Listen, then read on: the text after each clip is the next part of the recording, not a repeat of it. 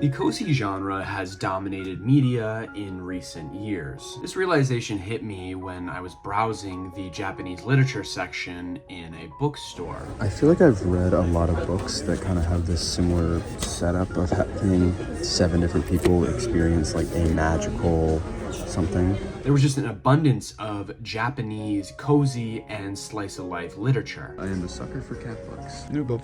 And to be honest, it's kind of overwhelming, but I'm not gonna lie, I'm kind of a sucker for these books. They have such a calming aesthetic, either incorporating some variation of a coffee shop, a bookstore, or a cat. Props to these books though, all of the ones that I have read so far have been fantastic and scratch that exact itch that they're supposed to. Now I have read Before the Coffee Gets Cold, Days at the Murasaki Bookstore, and I've also read the Kamigawa Food Detective and the Restaurant to Lost Recipes, which I read these ones a little bit longer ago, and I read this one back last fall, I think last November. I have found that even I want to retreat into these calm and mundane looks at life, and I actually recently have been craving to read one of these stories.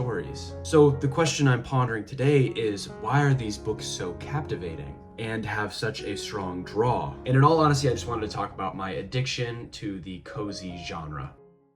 Now, I have been reading Joe Abercrombie's The Devils lately, and it's really put me in a mood where I feel like I need a nice and cozy read. So this is where a cozy Japanese cat book comes in. It's only like 200 pages, and I think that it's exactly what I need. So we have The Cat Who Saved Books.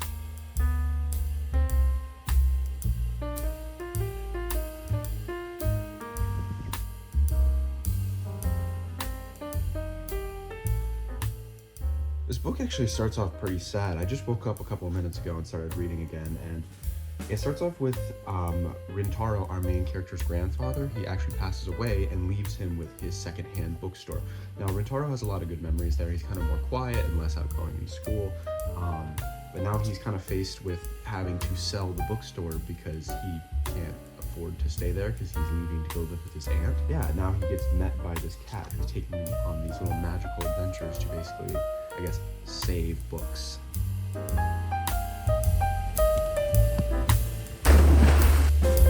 The book has actually been very interesting so far. I just read the first Labyrinth, and it kind of tackled the idea of using books as decorations. And that was really fascinating when he was talking to this older guy, and he was basically just saying that the guy just leaves all the books on the display, and it's an element that I was not expecting the book to go towards, which is actually pretty cool.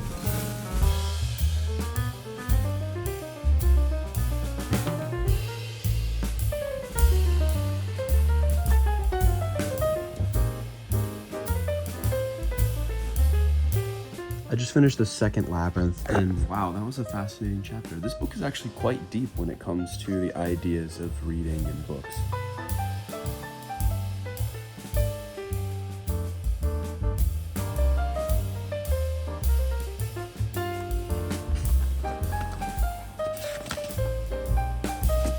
That's the end.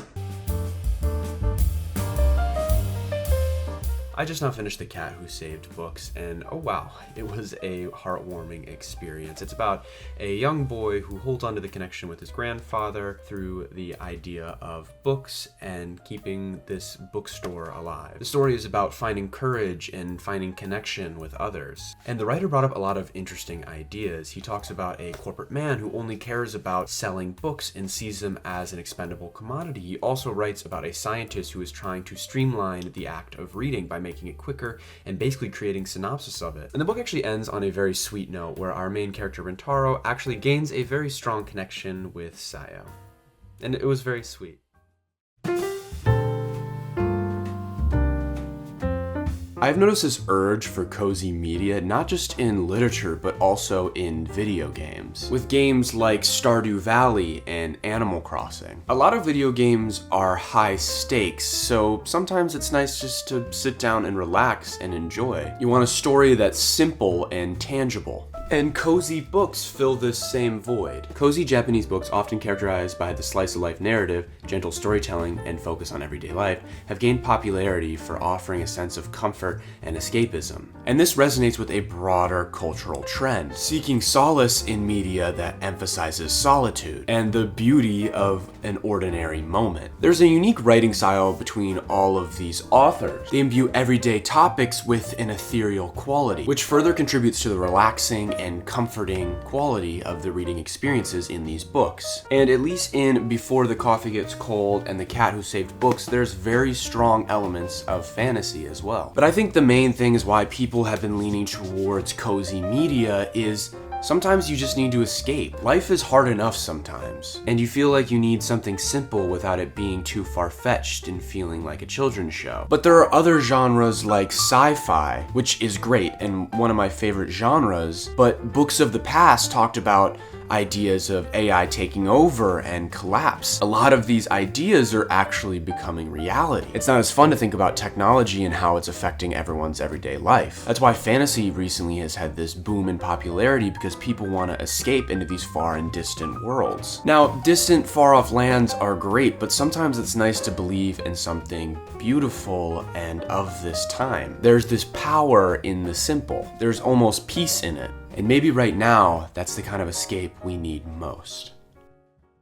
I also find it kind of funny that a cat on the front cover has kind of become the indicator of it being a cozy book. I don't think there's a cat in any of these except for this one. I don't even know if there's a cat in Days at the Murasaki bookstore. It's been a while since I read it, but